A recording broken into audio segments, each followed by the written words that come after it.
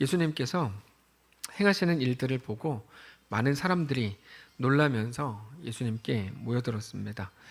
특별히 예수님께서는 많은 병자를 고치셨고, 동시에 오늘 본문에 나오는 것처럼 많은 귀신 들린 자들을 이제 고치셨습니다. 귀신을 쫓아내신 거죠. 그래서 더 많은 사람들이 예수를 따르게 됐습니다. 반면에 종교 지도자들 중에 어떤 사람들 중심으로 예수의 능력이 어디서 나타나는가, 병 고치는 거는 그렇다 치고 귀신을 쫓는 능력에 대해서 어떻게 이런 일이 있을 수 있는가에 대한 논쟁이 일어난 것으로 보입니다. 그러다가 바리새인들은 예수의 신적 능력이 귀신들의 우두머리, 마귀죠. 마귀가 귀신들의 우두머리입니다. 바알세불이 원래 이름이고 마귀라고도 하고, 참소하는 자라는 뜻의 별명이 붙은 게 이제 그 사탄이거든요. 사탄은 참소하는 자, 고발하는 자 이런 뜻인데, 이렇게 바알세불로부터 오는 능력이다 이렇게 얘기를 했습니다. 그러니까 예수님과 사탄이 같은 편이다 이렇게 얘기를 한 거죠. 바리새인들이. 예수님께서 그들에게 대해서 무서운 경고를 말씀하시는데 28절인데요. 내가 진실로 너희에게 이르노니 사람의 모든 죄와 모든 모독하는 일은 사하심을 얻지만 누구든지 성령을 모독하는 자는 영원히 사하심을 얻지 못하고 영원한 죄가 된다. 이렇게 이제 말씀을 하십니다. 이게 아주 어려운 본문입니다. 오늘 본문이. 그래서 잘 들으셔야만 이해하실 수 있는데, 물론 제가 또 쉽게 설명을 드리겠지만 잘 들으셔야 됩니다. 이게 28절, 29절이 보통 성령 회방죄, 성령 모독죄라고도 부르는 죄인데, 성경에 나오는 가장 무서운 경고 중에 하나거든요. 이거를 많은 분들이 오해합니다. 그래서 이 부분을 우리가 좀 잘 이해하는 건 아주 중요하겠는데, 예수님께서 왜 이렇게까지 무섭게 말씀을 하실까? 무섭잖아요. 사하심을 못 얻는다 그러니까 얼마나 무서워요. 네.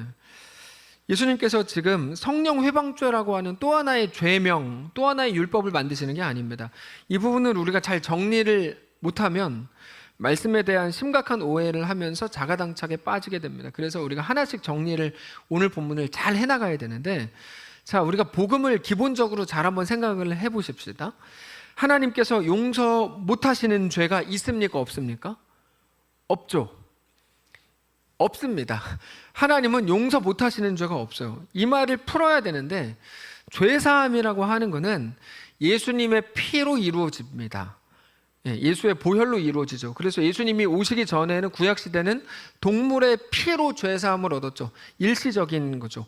모형입니다. 예수님이 오실 건데 예수님이 오셔서 피로 다 사하시면 모든 죄가 사해진다. 근데 그 전에 너희가 죄 지어가지고 너희가 죽어야 되는데, 너희가 지은 죄를 동물에게 전가시켜서 동물을 죽이면 동물이 피를 흘리잖아요. 그럼 동물이 피 흘린 거를 네가 피 흘렸다고 해줄게. 이게 동물 제사거든요.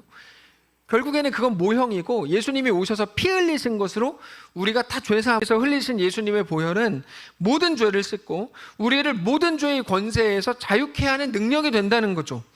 그게 하나님이 주신 확정적인 선언이고, 정확히 말하면 법정적 선언입니다. 그래서 아예 그냥 선언해버린 거예요.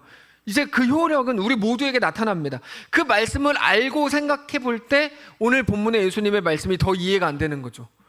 못 씻는 죄가 없다 그랬는데 예수님이 뭐라 그러세요? 성령 회방죄, 성령 모독죄는 사하심을 못 얻는다고 하니까 여기서 딱 막히는 거예요. 그래서 이거를 가지고 억지로 막 사람들이 풀기 시작했어요. 예수 믿기 전에 당신 남편이 이렇게 한 거, 성령님에 대해서 모독할 때가 있잖아요. 야, 네가 믿는 하나님이라고도 안 해. 네가 믿는 하나가 이런 식으로 사람들이 막 이렇게 하잖아요. 이런 거에 대해서 큰일 났다, 이렇게 생각을 하는 거죠. 이제 어려워진 거예요. 네.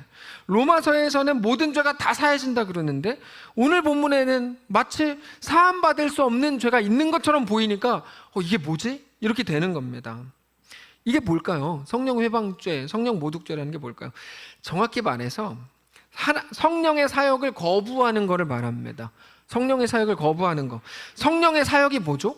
성령의 별명이 뭡니까? 진리의 영이죠.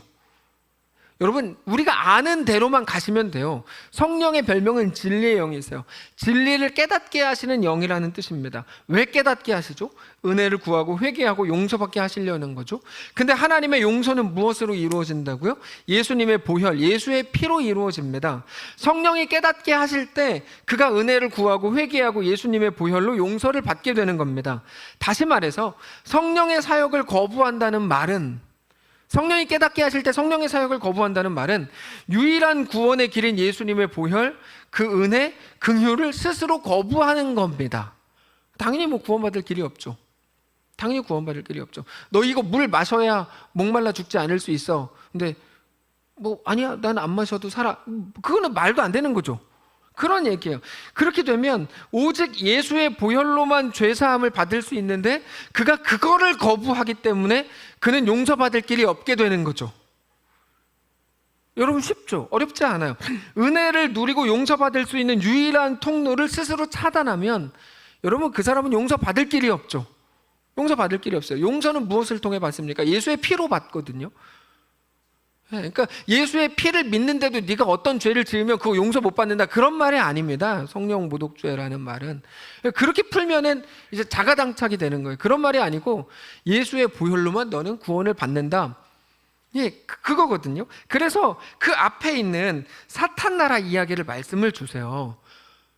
제가 이렇게 쭉 많은 것들을 좀 보니까 앞에 있는 사탄 나라랑 성령 모독죄랑 떼어서 생각하면 해석이 안 됩니다. 오늘 본문이 두 개 연결을 해야 해석이 되는 본문인데 이거를 자꾸만 떼어서 해석하려고 그러니까 자꾸 이상한 게 나오는 거예요. 예수를 믿어도 이렇게 하면 구원 못 받는다로 가는데 오늘 본문은 그런 내용이 아닙니다. 완전히 다른 내용인 거예요. 앞에 사탄 나라 이야기 해주시는 이유가 그것 때문입니다. 사탄 나라 이야기의 핵심은 이겁니다. 사탄이 지가 살겠다고 다른 사탄을 쫓아낼 수 없다. 니네는 바알세불의 힘을 빌려서 내가 귀신을 쫓아냈다고 하는데, 그렇게 보면 내가 귀신을 쫓아내려고 사탄의 힘을 받았다는 건데, 야, 그게 어떻게 제대로 된 나라냐, 이런 내용이거든요. 사탄이 자기가 살겠다고 또 다른 사탄을 쫓아내는 건 말이 안 된다. 귀신을 불러서 귀신을 쫓아낸다고? 그럼 사탄 나라가 유지가 되겠냐? 이게 23절이에요. 23절 한번 보시면 예수께서 그들을 불러다가 비유로 말씀하시되 사탄이 어찌 사탄을 쫓아낼 수 있느냐? 또 만일 나라가 스스로 분쟁하면 그 나라가 설 수 없고, 만일 집이 스스로 분쟁하면 그 집이 설 수 없고, 만일 사탄이 자기를 거슬러 일어나 분쟁하면 설 수 없고 망한다. 이렇게 말씀을 하시는데 여기서 중요한 두 가지 표현은 분쟁하면 이거고, 또 하나는 그 나라가 설 수 없다, 이 두 가지거든요. 왜 그럴까요? 성령을 거부하는 성령 회방죄, 성령 모독죄랑 이게 연결이 되는 거거든요. 바리새인을 보십시오. 자기들이 평생 말씀을 연구했다고 하면서도 정작 자기들 앞에 계신 유일한 분, 유일한 구원자이신 예수님을 거부하고 있죠. 증거가 없어서일까요? 아무리 생각해봐도 증거가 부족하기 때문입니까? 아니요. 구약시대 때 예언한 그대로 예수님이 다 이루셨어요. 다 하나하나 예수님의 태어나심부터 다 완벽하게 이루어졌음에도 불구하고 증거는 차고 넘치는데 이 사람들은 거부하고 있는 거예요. 성령이 마음을 주시지 않았기 때문일까요? 그것도 아닙니다. 그들은 성령의 이끄심을 스스로 거부하고 있는 거예요. 사탄 나라가 스스로 분쟁하면 그 나라가 설 수 없죠. 성령이 말씀하시는데 듣지 않으면 그거는 같은 편이 아닌 거죠.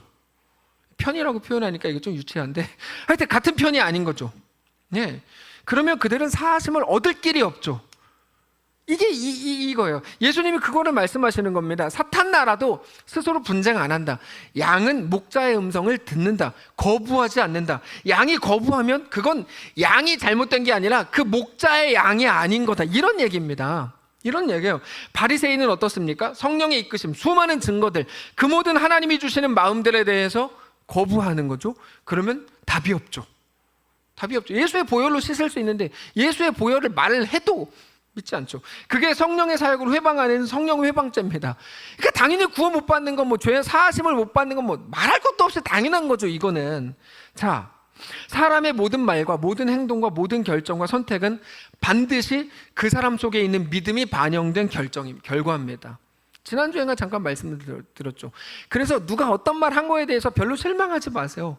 그 사람은 그 사람 속에 있는 믿음이 만들어낸 말이거든요. 안타까워하시면 돼요. 아, 안타깝다. 저분은 어떻게 저렇게 교회를 오래 다녔는데 저렇게밖에 말을 못하지? 그거는 그 사람이 나빠서가 아니에요. 그 사람의 믿음이 반영된 거거든요. 그 사람의 믿음에 대해 안타까워하고 하나님께 은혜를 구해야 되는 거죠. 믿음을 주십시오. 저 사람이 저렇게 그냥 그지 같고 어리석고 쪼잔한 말을 하는 이유는 믿음이 없기 때문인데 믿음을 주십시오. 하나님이 누구신가를 알면 저렇게 말 못할 텐데 하나님 불쌍히 여겨주십시오. 이렇게 해야지. 아 진짜 나쁜 사람, 진짜 나한테 어떻게 그렇게 말할 수 있어. 그렇게 하지 마세요. 네. 그냥 어떻게 그렇게 말해? 라고 생각하면 그냥 쉽게 넘길 수는 있어요. 나쁜 사람 넘길 수는 있어요. 근데 그게 그 사람 속에 있는 믿음이 그렇게 나온 거라 그러면 무서운 거죠. 근데 언제나 그렇습니다. 한 사람 속에 있는 어떤 믿음은 그 사람으로 하여금 그렇게 말하게 하고 그렇게 행하게 하고 그렇게 결정하게 하고 그래서 그렇게 살게 합니다. 예, 그래서 비난할 수가 없습니다. 너 왜 그렇게 살아라고 비난을 못해요. 우리가 모를 땐 비난할 수 있어요. 믿음과 삶의 관계를 모르면 비난할 수 있어요. 너 어떻게 목사가 돼가지고 그렇게 할 수 있는데요. 사실은 조금만 알고 나면 그렇게 비난을 못해요. 아, 저 사람 속에 있는 믿음이 만들어낸 결과물이거든요.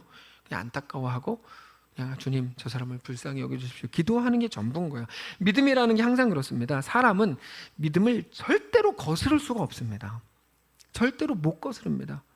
여러분이 왜 여기 나와 계신 줄 아세요? 그런 믿음을 가졌기 때문이에요. 여기서 말하는 믿음을 추상적으로 생각하시면 안 돼요. 믿음은 언제나 구체적이거든요. 그래서 여러분이 그런 믿음을 있기 때문에 여기 나와 계신 거예요.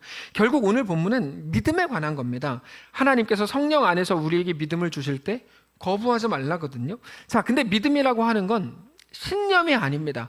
이거 정확히 구분을 오늘 잘 들으면서 하셔야 됩니다. 믿음은 상상 속에서 이루어지는 게 절대로 아닙니다. 그래서 제가 긍정의 힘을 매일 그렇게 막 헤이트 하는 이유가 뭐냐면 그게 상상 속에서 자꾸 믿음을 이루어내는 것처럼 가르치기 때문이에요. 사탄이 한 일 중에 가장 자랑스러워할 만한 일이 뭐냐면 믿음을 뜬구름으로 만든 거예요. 많은 성도들 중에도 믿음이 뜬구름이 돼 있어요. 그 정점이 믿음, 긍정의 힘입니다. 믿으면 잘 될 거야. 여러분, 그 믿음이 아니에요. 그거는 절대로 믿음이 아니에요. 성경에서 말하는 믿음은 그런 게 아니에요. 그거를 보고 뭐라고 부르냐면 기대라고 부르고 바램, 소원이라고 부르는 거지 믿음이라고 부르지 않아요. 그거는 내가 진짜 이렇게 하면 잘 될 거야. 그거는 소원이지 믿음이 아니라고요.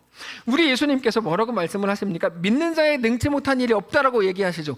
믿는 자라는 거는 기대를 가진 자, 바램을 가진 자, 소원을 가진 자라는 말이 아닙니다.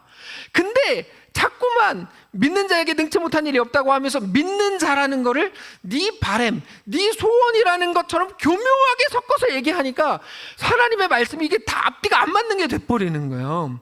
그런 거 아닙니다. 믿음을 가지고 로또를 산다. 말도 안 되는 소리죠. 말도 안 되는 소리인 거예요. 믿음은 그런 게 아닙니다. 믿음은 뭡니까? 믿음은 언제나 분명한 대상이 있는 거고 내용이 있는 거라고 말씀을 드렸죠. 누구를 믿습니까? 하나님을 믿는데 거기서 멈추지 않습니다. 어떤 하나님을 믿는가로 가는 거예요. 그게 믿음입니다. 그래서 나는 하나님이 살아계시다는 걸 믿어. 이것만큼 부족한 말도 없습니다. 이거는 완전히 부족한 말인 거예요. 하나님이 살아계신 거 안 믿는 사람이 어디 있어요? 손 들어보세요. 하나님 살아계신 거 나 안 믿어요. 없어요. 그런 사람. 저 뒤에 한 분 손 들었네. 저분은 기로리 아저씨 손 드셨는데 아니에요. 저분은 몰라서 그냥 들은 거예요. 여러분, 하나님이 안 믿는다고 자꾸 제가 헷갈리네. 저분 때문에. 하나님이 살아계시는 걸 안 믿는 사람은 없어요. 매일 해가 뜨고 달이 뜨는데 어떻게 조물주를 안 믿어요? 저는 그 사람들 거짓말쟁이라고 봅니다. 조물주를 안 믿는다? 말도 안 되는 소리입니다. 근데 우리는 조물주를 믿는 게 아니고 하나님을 믿는 거예요. 어떤 신이 살아있다 이거를 믿는 게 아니고 나의 하나님을 믿는 거거든요. 근데 그 나의 하나님이 누구신가에 대해서 분명하게 대답할 수 있어야 됩니다. 네, 하나님 믿으세요? 저 믿어요. 그러면 어떤 하나님을 믿으세요? 그럼 그때 대답이 나와야 된다고. 대답이 성경 지식을 외우라는 게 아닙니다. 하나님에 대한 분명하고도 구체적인 믿음이 고백돼야 된다는 거죠. 그러려면 성경을 알아야 됩니다. 성경 없이 하나님을 알 수 있는 방법은 없습니다. 성경은 우리에게 계속해서 하나님이 누구신가에 관해 말해줍니다. 하나님이 누구신 줄 아는가? 계속 그 얘기해요. 성경 처음부터 끝까지 다 그 내용입니다. 그래서 사무엘상 하를 다루면서 사울의 어떠함, 사울이 교만했다, 뭐 어떻게 했다, 그랬더니 하나님께 버림을 받았다, 다윗이 어떻게 했다, 하나님께 쓰임 받았다, 이거 별 의미 없다고 계속 말씀을 드리는 이유가 이것 때문입니다. 그 사람이 잘한 거, 잘못한 거 우리랑 무슨 상관이에요? 이미 뭐 수천 년 전 사람인데 하나님이 누구신가를 우리가 성경을 통해 봐야 되는 겁니다. 그래서 하나님이 누구신가에 관한 설명으로 꽉 차 있는 게 성경이고, 하나님이 하신 일에 관한 겁니다. 모세가 이스라엘 백성들에게 매일 그거 외친 겁니다. 하나님이 누구신지 아는가? 매일 그 얘기 하거든요. 매일 그 얘기예요. 네. 창세기, 출애굽기, 레위기, 민수기, 신명기 읽어보세요. 다 그 얘기입니다. 하나님은 너희를 애굽에서 건졌다. 하나님은 너희를 위해 홍해를 갈랐다. 하나님은 만나와 메추라기로 너희를 먹였다. 계속 그 얘기만 하잖아요, 모세가. 신약시대로 와도 그 얘기입니다. 하나님이 하신 일에 관한 얘기. 특별히 출애굽 얘기를 또 반복적으로 하죠. 스데반의 설교를 들어보면 출애굽 얘기는 하나님이 하신 일에 관한 얘기거든요. 그러니까 성경을 자꾸 도덕적으로 푸는 거는 심각한 문제가 있는 겁니다. 이 사람이 이렇게 했더니 복 받았다. 여러분, 이거는 여러분 이러면 안 됩니다. 이거는 제가 요즘에 예레미야를 계속 묵상하다 보니까 거짓 선지자의 굉장히 가까운 말들이 너무 많은데요. 우리 정말 조심해야 됩니다. 성경은 그런 얘기가 아닙니다. 하나님이 하신 일에 관한 얘기입니다. 그 바울도 그렇고 모든 선지자와 사도들의 공통적인 외침인데 그게 복음이에요. 신앙은 언제나 하나님이 누구신가에 관한 거예요. 하나님이 누구신가. 이거는 지식이 아니라 믿음이라고 부릅니다. 왜 그럴까요? 내가 하나님을 어떤 분이라고 믿는가에 따라서 아까 말씀드린 것처럼 내 모든 선택과 결정이 달라지기 때문입니다. 그렇게 우리의 삶이 달라지는 거죠. 그리고 믿음은 그래서 그냥 잘 될 거야, 이런 긍정적인 생각들과 믿음은 아무런 관련이 없는 겁니다. 일도 관련이 없어요. 눈꽃만큼도 관련이 없어요. 긍정의 힘은요, 기독교 서적이 아니에요. 제가 제일 답답한 게 긍정의 힘을 교회에서 북쉐어링 하는 거. 또 하나, 제가 가장 안 좋게 생각하는 책 중에 하나님을 보좌로 움직이는 기도, 이런 거를 자꾸 교회 안에서 막 다루는 거에 대해서 저는 완전히 얼마나 성경을 진짜 몰라야 자꾸 저러고 있는가. 그렇지 않습니다, 여러분. 그거 아닙니다. 잘못된 것들입니다. 상상 속에 하나님을 대충 만들어 놓고 기대하면서 사는 건 신앙이 아닙니다. 이건 자린고비랑 똑같은 거예요. 자린고비가 어떻게 합니까? 천장에다가 줄 내려놓고 굴비 한 마리 해놓죠. 그거 보고 밥 먹어요. 그래놓고 나는 굴비를 먹은 거야. 이렇게. 그 말도 안 되는 거 아니에요? 신앙을 그런 식으로 해요. 하나님이 잘 되게 해주실 거야. 좋게 생각해. 아니, 죄송한데 말이 되는 소리를 해야지. 신앙을 어떻게 그렇게 얘기합니까? 네? 잘 되게 해주실 겁니다. 큰 비를 구하십시오. 아멘. 아유, 제발 그러지 좀 마시라고 하는 거죠. 신앙은 그런 게 아닙니다. 신앙은 구체적인 믿음의 내용이 있는 겁니다. 믿음은요, 이렇게 하면 될 거야, 그러면 그런 식의 어떤 상황의 변화를 믿어라, 이거는 믿음이 아닙니다. 너 기도 열심히 하면 병 날 거야. 여러분, 성경은 그걸 믿음이라고 말하지 않습니다. 믿음이 아니에요. 믿음은 뭐라고요? 언제나 하나님이 누구신가에 관한 겁니다. 믿는 대로 된다가 믿음이 아니고, 네가 믿은 하나님은 진짜 그런 분이다가 믿는 대로 된다의 온전한 뜻입니다. 믿는 대로라는 말은 창조주 하나님이 너의 하나님이신 것을 믿느냐라는 말이고, 그렇다면 그 믿음을 따라서 하나님은 너의 삶을 오늘 이끄실 거야, 이 말입니다. 그 말이라고요. 네. 여러분, 우리가 오해했을 때 믿는 대로 된다 그랬더니 믿음이라는 걸 하나님이 아니라 바램, 소원, 기대라고 이해했을 때 믿는 대로 다 되셨어요? 안 그러셨잖아요. 증명이 안 되잖아요, 증명이. 근데 하나님은 신실하시거든요. 성경이 계속 얘기하는 건 하나님의 신실하심이에요. 꽃은 마르고 풀은 시드는데 하나님의 말씀은 영원히 선다? 이 얘기 하잖아요, 성경은. 근데 자꾸 우리 욕심을 거기다가 들이대가지고 이렇게 하면은 그거는 기독교가 다 깨져버리는 겁니다. 그렇지 않습니다. 그래서 하나님을 누구라고 믿는가, 이게 핵심인 겁니다. 하나님을 누구라고 믿는가? 자, 질문하겠습니다. 하나님을 누구라고 믿으십니까? 우리가 대답하지 못하는 이유는 마스크 때문이에요. 저도 알고 있어요. 자, 하나님을 누군가라고 믿는가에 따라서 우리의 결정과 선택이 달라지고 우리 삶이 달라집니다. 하나님은 누구십니까? 하나님은 창조의 하나님이시죠. 창조주라는 말은 뭡니까? 이 말을 오해하시면 안 됩니다. 뭐라고 오해하냐면 하나님이 세상을 지었다라고 하는 역사적인 사건에 그치면 안 됩니다. 이 말은. 이건 그런 말이 아니거든요. 창조냐 진화냐 이 말이 아닙니다.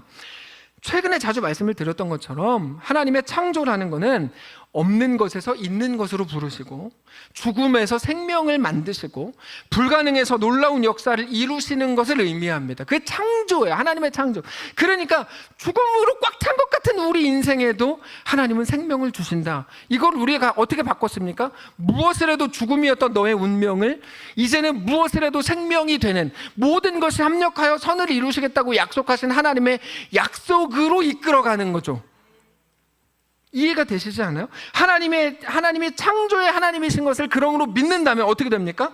우리는 우리 삶에 있는 모든 불가능, 아까 황주영 집사님이 거기 예배하기 전에 뭐 교사 경건회에서 뭐 오늘 또 뭐 어떻게 살고 어떻게 견디고 뭐 이런 거, 그분은 매일 죽음을 경험하는 것 같아요. 황바울로 이름을 바꾸고 싶어요. 황방울 말고 황바울. 황바울이 누구지? 바울이 나는 날마다 죽노라 이렇게 고백했잖아요. 네. 매일같이 죽음을 경험하는 것 같은 내 삶 속에 있는 모든 불가능, 오늘의 모든 절망과 죽을 것 같은 그 한가운데에서도 그 생명, 영원하신 창조주이신 하나님의 뜻이, 하나님의 창조의 역사가 내 삶에도 나타날 것을 믿는 거죠. 그게 믿음인 거예요. 그게 내가 믿고 기도하면 우리 애가 서울대학교 갈 거야, 이거를 믿음이라고 안 부른다고요. 믿음은 하나님에 관한 것이라고요. 그때 그 믿음을 따라서 우리는 어떻게 됩니까? 그러므로 내 현실 속에서 믿음이 반영된 말과 믿음이 반영된 결정과 믿음이 반영된 선택을 하게 되는 거죠. 그 사람 왜 교회 안 나왔어라고 사실 할 게 없는 거예요. 죄송하고 잔인하지만 그냥 그 사람을 위해 기도할 뿐이죠. 믿음을 주십시오. 믿음을 주십시오.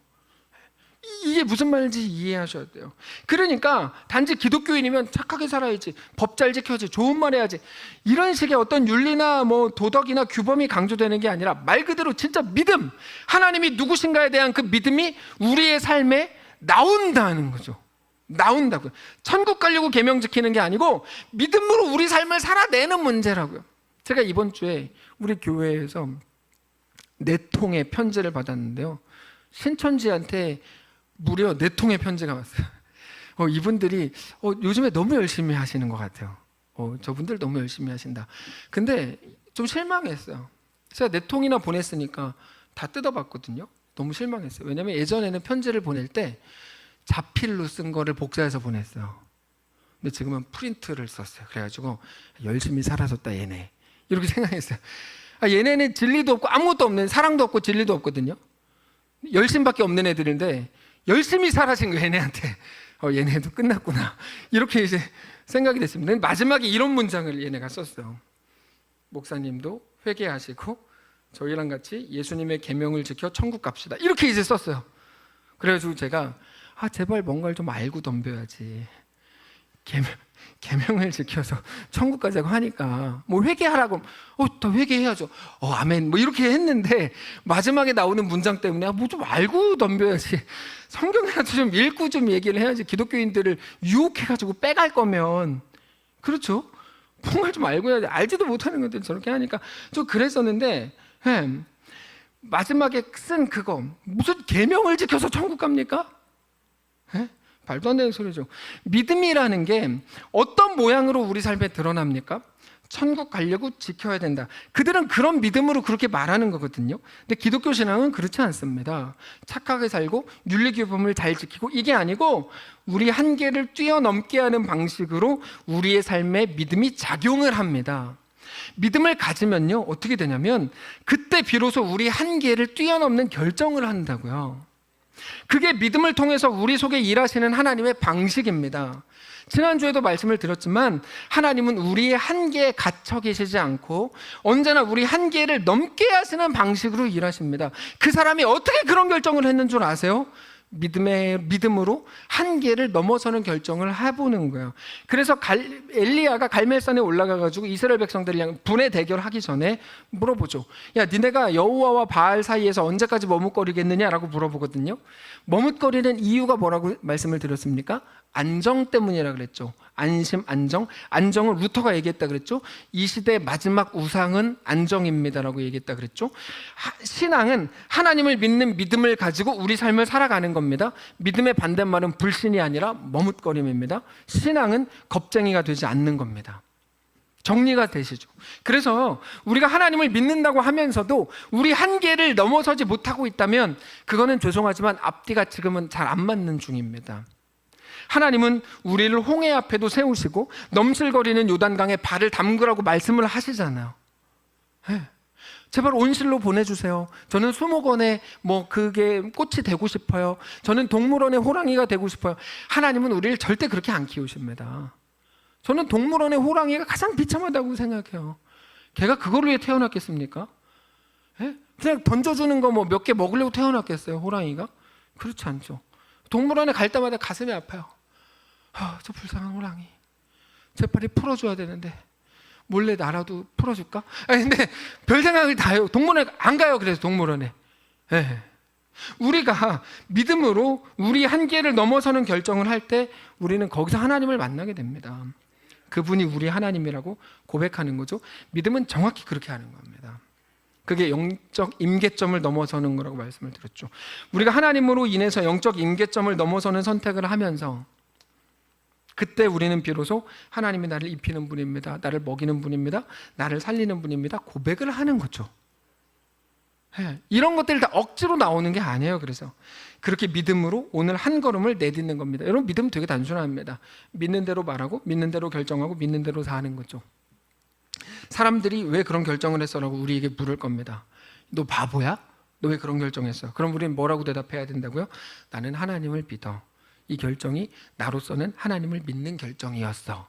이게 우리가 매일 준비해야 되는 대답인 거예요. 네. 근데 사실 그 말은 안 해도 돼요. 왜냐하면 하나님은 우리 삶의 모든 결정이 너의 믿음에서 나온 거라는 것을 아시기 때문입니다. 거기에는 어떤 말도 어떤 핑계와 어떤 변명도 안 통합니다. 말은 거짓말할 수 있는데요, 삶은 거짓말 못합니다. 네? 그래서 하나님을 믿기 때문에 한 결정입니다라고 대답할 말을 준비해야 되는 게 아니라 엄밀히 말해서 그거를 아는 결정들이 우리 삶에 시작돼야 되는 겁니다. 결정의 문제거든요. 선택의 문제고요. 그리고 그게 바로 우리가 하나님께 드릴 우리의 신앙 고백입니다. 신앙 고백은 그렇게 하는 거죠. 우리 신앙은 언제나 나를 담대하게 내어드리는 방식으로만 고백됩니다.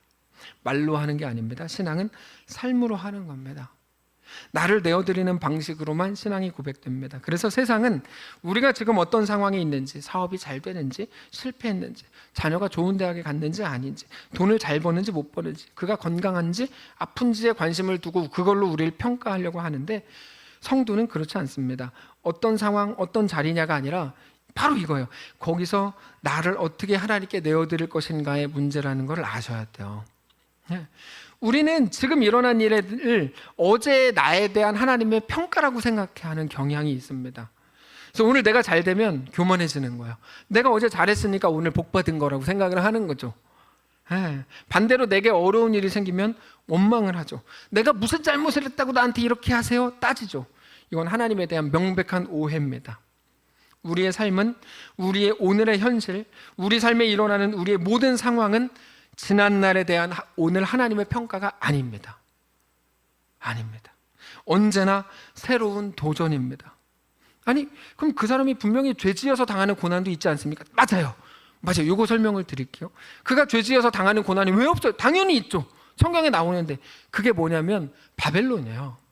재밌는 거는 아침 경건회를 하는 분들이 많지 않다는 게 재밌는 건데 여러분 그거를 들어보세요. 아침 경건회 안 하는 분들을 지금 눈 감고 아니. 자, 그럼 표시나니까 그러면 안 돼요. 나는 아침 경건회 들어라고 눈빛을 저에게 보내시면서 들으세요. 그럼 제가 속으니까. 자, 보세요. 그들이 죄 지은 것 때문에 바벨론으로 끌려가거든요. 맞아요. 근데 그때 하나님이 주시는 말씀은 뭐냐면 그거 너에 대한 도전이다 이거예요.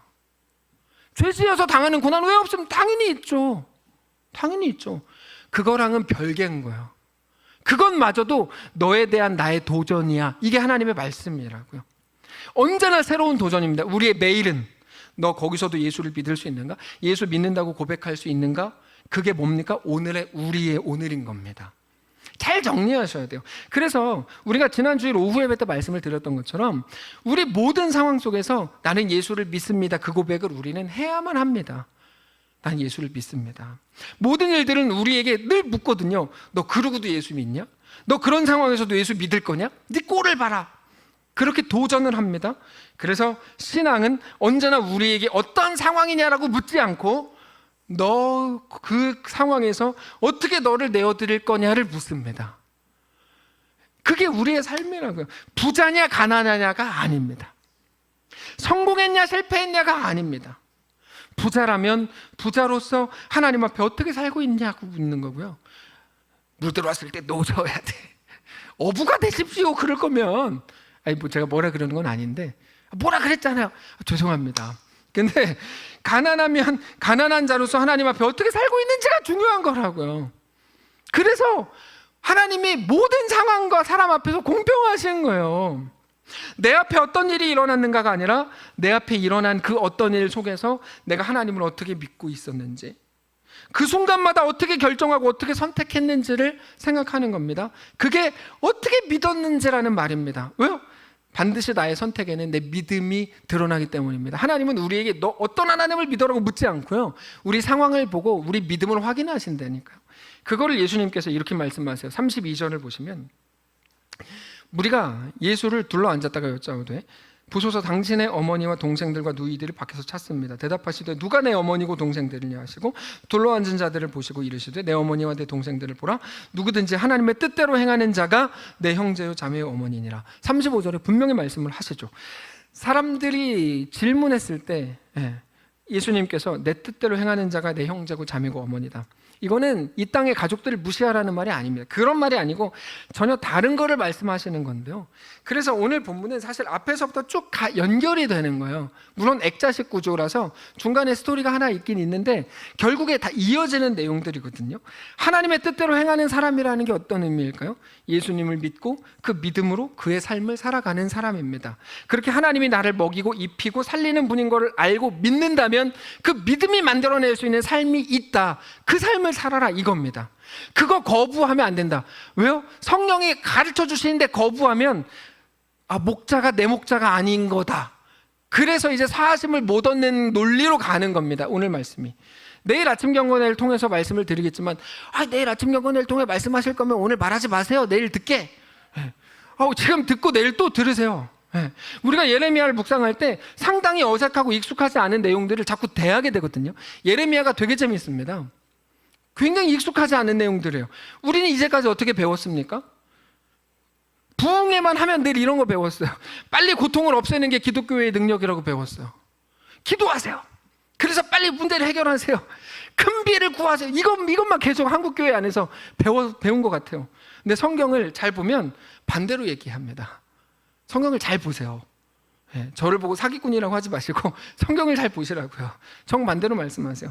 이렇게 얘기해요. 너 거기서 살아라. 너 빨리 기도해가지고 바벨론에서 도망 나와라가 아니고 심지어 바벨론에서 너 집을 지어라. 이렇게 얘기해요.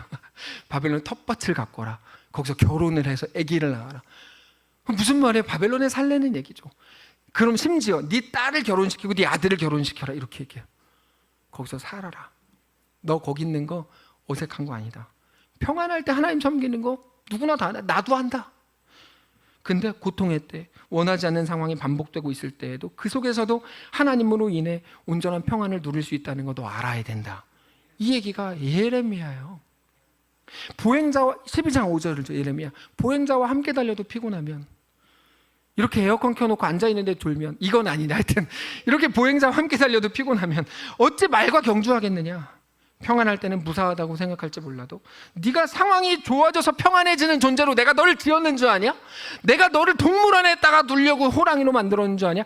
내가 너를 온실 속에다가 두려고 무량기 수목원 거기다가 두려고 꽃으로 만들었는 줄 아냐? 너는 그런 존재가 아니다. 넘실거리는 요단강 앞에서도 하나님으로 인해 평안할 수 있는 존재가 바로 너다. 이 얘기라고요. 이 얘기. 너는 적당히를 원하지만, 욥기죠. 너는 적당히를 원하지만 그럴 수 없다. 나는 너를 대장부로 불렀다. 평안할 때뿐 아니라 광야에서도 폭풍 속에도 너는 내 백성이다. 나는 너의 하나님이다. 상황으로 인해 평안을 느끼는 건 너무 불완전한 일이다. 제발 유치원을 졸업해라. 이거죠. 어떤 때에도 내가 너의 하나님이라는 것으로 인해 너는 만족할 수 있다. 그게 성도다. 그게 내가 너에게 오늘을 준 이유다. 그게 예레미야거든요. 그래서 우리는 놀라는 거예요. 성경을 볼 때 매일 놀라요. 왜냐하면 내가 알고 있는 하나님이랑 달랐어요. 내가 알고 있는 하나님은 내가 기도하면 잘해주고 뭐 돈 많이 주고 뭐 그런 줄 알았어요. 근데 하나님의 크기에 대해 놀라요. 나는 하나님을 기계라고 여기서 말하는 저는 죄가 아니라 우리들, 나는 하나님을 기계라고 생각했어요. 일 잘 해결되는 기계 딱 누르면 딱 나오고, 이거 기도하면 이게 딱 나오고, 그런 줄 알았는데 알고 보니까 하나님은 기계가 아니고 우리 아버지였어요. 그래서 놀라는 거예요. 하나님이 내 아버지셨어? 그러면 아버지는 어떻게 합니까? 애를 위해 애를 후드려 패기까지 하는 거죠. 히브리서, 애를 후드려 패지 않는 아빠는 아빠가 아니다. 전 믿음으로 애를 후드려 팼잖아요. 그래서 첫째, 둘째 손바닥 대 걔네 인생 역사상 처음이자 마지막으로 한 대 딱 때렸는데 제가 생각할 때 너무 세게 때렸어. 얘가 막 울어요. 막 울어가지고 제가 때리자마자 1초 만에 미안해. 그래서 아빠랑 같이 장난감 사러 갈까? 그랬더니 울면서 장난감 사왔어. 어렸을 때. 그래서 어제 저녁 때 다 같이 집에 가족들이 있는데 둘째가 저한테 그랬어요. 아빠, 저 한 대 더 때려주시면 안 돼요? 왜? 갖고 싶은 장난감이 있어. 그래가지고 야, 너는 천재다. 아, 너 이거 천재인데 진짜? 이렇게 제가 감탄을 했어요. 네. 여러분 잘 생각해 보십시오. 아버지는 아들에 대해서 훈계하고 양육을 해요. 양육을. 근데 주인과 종의 관계는 달라요. 시키는 대로만 하면 되는 거예요. 네. 그래서 우리는 놀라는 거죠. 하나님은 어디까지 나를 이끄실래나? 내가 광야 왔다고 생각했는데 더 막 들어가라 그러니까 막 놀라는 거예요. 우리는 하나님이 어디까지 나를 붙드시겠다는 걸 보여주실 작정인가 하는 거죠. 그게 하나님의 크기입니다. 그게 놀라는 거죠. 그게 복음이고 성경입니다. 우리는 매일 기도하죠. 적당히 놀고 먹어도 살 수 있도록 환경을 주십시오. 이게 우리 유일한 기도 아닙니까? 근데 하나님은 그렇게 하실 작정이 아닌 거죠. 서울대학교에 보내실 거고 하버드에 보낼 겁니다. 공부시킬 작정이고요. 훈련시켜서 어떻게 하는 거예요? 우리가 하나님과 동행할 수 있는 자로 세우실 작정이에요. 그게 돼야 천국에 데려갈 거 아닙니까? 그 얘기예요. 그게 우리에게 대한 하나님의 기대고 우리에게 대한 하나님의 이끄심입니다. 성경은 그거를 말씀하시는 거예요. 그 하나님을 믿고 너 오늘을 살아볼래? 이게 성경입니다. 그래서 내 오늘을 저주받았고 재앙이고 뭐 우리 선조들은 뭐 어땠는데 오늘 한국사 시간에 듣게 되시겠지만 선조들은 더 힘들었잖아요. 그치 집사님? 몰라요. 하여튼 그랬잖아요. 근데 우리는 왜 우리만 이럽니까? 막 이렇게 따지죠. 그래서 기도해가지고 하루라도 빨리 오늘을 벗어나는 게 은혜고 복이고 기독교의 능력이라고 믿었다면 그거 아니다. 이건 그거 아니다. 너 거기서도 살 수 있다. 너 살 수 있는 존재로 만들었다. 못 산다고 징징거리지 마라. 내가 너 만들었다. 내가 네 아버지다. 이거죠. 그래서 당장의 고통을 끝내는 게 유일한 소원이라면 아직 하나님을 모르셔서 그렇습니다. 하나님은 내 고통을 없애주는 도구가 아닙니다. 그건 우상입니다. 하나님은 우리의 아버지시고 우리에게 대한 놀라운 계획을 가지신 분입니다. 우리를 지으신 창조주시고 우리를 다스리시는 전능자이신 것을 믿으시기 바랍니다. 하나님은 그런 분입니다. 그 하나님의 이끄심 앞에 순종하십시오. 화요일날 또 말씀을 그럼 화요일날 들을게요. 아니요, 지금 들으세요. 말씀은요 우리를 배려하지 않아요. 우리를 배려하는 건 거짓 선지자예요. 화요일날 예레미야 말씀을 통해 확인하십시오. 나를 배려하는 건 거짓 선지자고요. 단순해요, 구분이. 나를 배려하지 않는 건 하나님 말씀일 가능성이 거의 100%입니다. 하나님은 나를 단지 기분 좋게 하는 존재가 아니라 살리는 존재이기 때문입니다. 하나님의 이끄심은 무엇입니까? 우리의 오늘입니다. 이끄심이라는 것도 뜬구름 잡는 식으로 해석하시면 안 됩니다. 하나님의 이끄심 앞에 순종하겠습니다라고 얘기하는데 그게 무슨 뜻인지 몰라요. 하나님의 이끄심은 뭐냐면 내 앞에 펼쳐진 오늘의 상황이라는 뜻이에요. 그게 하나님이 이끌어 놓으신 나의 자리라는 뜻이고 우리의 오늘을 보면서 우리 앞에 일어나는 상황과 현상을 보면서 우리는 자주 두려워하지만 무슨 말인지 다 아시죠? 두려워하지만 기억하십시오. 하나님이 우리의 아버지이신 이상 우리 앞에 있는 그 어떤 일들도 결국 우리에게 유익하게 작용하게 될 것을 믿으시기 바랍니다. 그게 우리 운명이 바뀌었다는 말입니다. 예수 안에서. 예수 안에서 네 운명이 무엇을 해도 죽음이었는데 예수 안에서 네 운명을 바꿨다. 무엇을 해도 너는 산다. 모든 것이 합력하여 선을 이룬다 말씀하시는 거죠. 말씀을 정리하겠습니다. 그게 성경입니다. 하나님이 예수 안에서 우리 운명을 바꾸신 거죠. 그게 믿음입니다. 담대하죠. 담대하죠. 내 앞에 있는 상황 때문에 벌벌 떨 게 없죠. 지난주에 말씀드렸죠. 유명한 이야기. 나를 오늘 죽이지 못한다면 그건 무조건 나에게 유익한 일이다. 말씀을 드렸잖아요. 그 믿음이 우리의 삶을 움직이게 해야 된다는 겁니다. 그래서 우리의 삶은 우리 속에 있는 믿음 하나 가지고 가는 모험입니다. 그 믿음이 제일 중요합니다. 어떤 것들 다 하십시오. 할 수 있죠. 왜 못해요? 이거 뭐 하나님 기뻐하시지 않는 거 아니야? 너무 고민 너무 많이 하지 마세요. 막 달래는 건 아닌데 하실 수 있죠. 당연히 왜 못해요. 다만 믿음 하나 가지고 모험을 하시는 거죠. 지난 한 주 동안 성도 여러분 어떤 일을 겪으셨습니까? 그 사람은 나한테 그 말을 왜 했을까요? 나는 왜 그런 일을 당한 걸까요? 그 일의 본질은 뭘까요? 말씀드릴게요. 모든 것을 아시고 주관하시는 하나님은 그 일을 내 앞에 왜 허락하셨을까요? 그 우리 앞에 있는 모든 일은 언제나 우리에게 도전합니다. 네가 믿는 하나님은 누구냐 이거죠. 그게 우리에게 대한 세상의 매일의 질문인 거예요. 그 앞에서 온전한 믿음으로 대답하라. 그게 그 일의 본질입니다. 큰 아픔 속에 계십니까? 생각 못한 어려운 일을 겪으셨습니까? 저도 그런 연락을 받을 때마다 너무 가슴이 아픕니다. 아니면 반대로 너무 좋은 큰 일을 만나셨습니까? 그 일들이 우리에게 묻는 질문이 무엇인지 알아야 됩니다. 네가 믿는 하나님은 누구냐? 이거야. 네가 믿는 하나님은 누구냐? 우리는 언제나 그 말에 대답할 대답을 갖고 있어야 됩니다. 우리 대답은 정해져 있어요. 하나님도 아시고 세상도 알고 사탄도 알아요. 하나님을 믿기 때문에 한 결정입니다. 우리 평생의 대답. 원하든 원하지 않든 우리는 매일 그 대답을 하고 있는 중이에요. 우리 결정과 선택을 통해서. 그 믿음으로 오늘 세상이 꿈꾸지 못하는 것을 더 꿈꾸고 더 큰 도전을 하고 상식과 한계를 넘어서고 그렇게 홍해 앞에 서고 말과 경주하고 넘실거리는 요단강에 발을 담그고 담을 믿음으로 뛰어넘고 더 많이 땀 흘리고 더 많이 눈물 흘리고 더 많이 피 흘리기까지 우리에게 주신 모든 거룩한 인생을 다 쏟아붓게 되시기를 축복합니다. 찬양합시다. 오직 주의 사랑에 매여. 아까 했던 찬양이죠.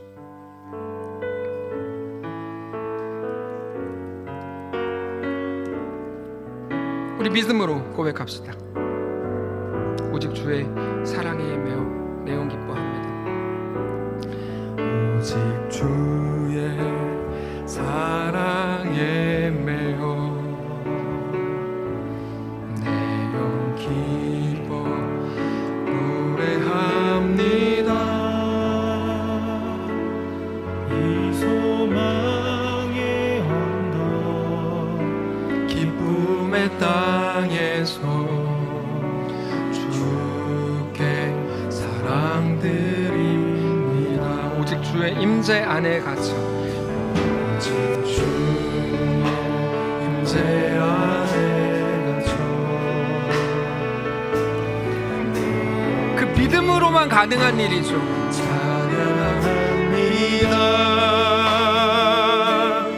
이 소명의 언덕 거룩한 땅에서 주께 경배드립니다. 아멘. 주께서 주신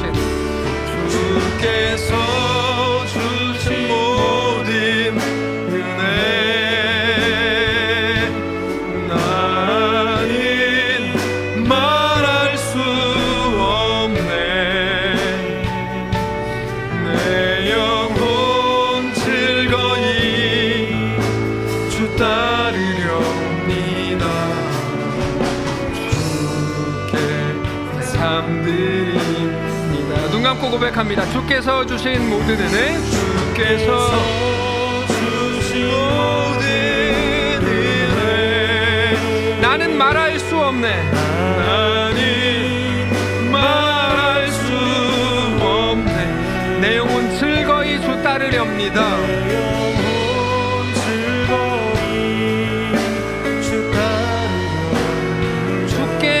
삶을 드립니다. 하나님, 온전한 믿음으로 우리에게 허락된 오늘의 삶을 살아내 보겠습니다. 우리는 근데 주님 기억하십시오. 우린 연약해서 넘어질 겁니다. 분명히 하나님 실망시켜 드릴 겁니다. 그래도 용서해 주십시오. 다만 다시 걸어갈 힘을 그때 또 주십시오. 완전한 자를 기대하시는 게 아니라 그렇게 하루하루를 하나님께 믿음으로 내어드리는 우리를 기대하신다면 우리가 그렇게 살아보겠습니다. 다만 성령으로 함께 하셔서 하나님의 온전한 백성들로 또다시 세워지는 귀한 우리의 날들 되게 하옵소서. 하나님, 그런데 너무나 힘겨워하는 성도들, 내가 해결할 수 없는 큰 일을 만난 성도들 가운데 또 찾아가셔서 성령의 은혜를 허락하시고 우리에게 또 힘과 도움을 허락해 주시고 그렇게 또 일어나고 또다시 어떤 상황에서도 하나님만을 뜨겁게 사랑하고 믿음으로 승리하는 성도들 되도록 축복하시옵소서. 주인 되신 예수님의 이름으로 기도합니다. 아멘. 이제는 우리 구주 예수 그리스도의 은혜와 하나님 아버지의 다함없는 사랑과 성령의 교통인도 역사 위로 함께 하시는 은사가 이 시간 주를 바라보며 예수 안에 허락된 놀라운 인생을 살기를 소원하고 기대하고 그렇게 작정하고 결단하는 모든 성도들 머리머리 위에, 그들의 가정 위에, 자녀들 위에, 직장과 사업장 위에, 사랑하는 교회 위에 이제로부터 영원까지 함께 계실지어다. 아멘.